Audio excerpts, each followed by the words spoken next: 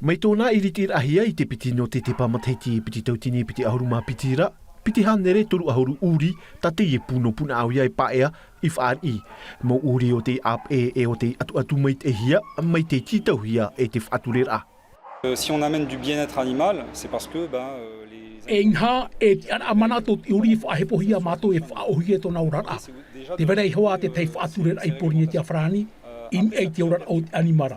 Ta mato ia e whaaturane. Tēnei, rawe ato a teie no te tamaru te uri te aua, mea ohie e te rawe e tamato mo rawe hupa, e I tā rātou e hohoni hia. D'éviter du stress et donc d'éviter les morsures. Te whaitor ai rātou, te rapaura, I o nei mea upuru mai te hia te mo uri, e te opu atua nei taua pu e patui to e area hautir atua na te mo animara. Te wha, te amai te ai hoa I to rātou orar a e apiti, te wha ohir ai to rātou wha amura e to e ūtuafare a pia nei. Parmi tous les chiens qu'on a accueillis, en fait... In e te rehi a uri tāmatou e wha I te iohia hitu ohonu e tānero rātou, te wha amuhia.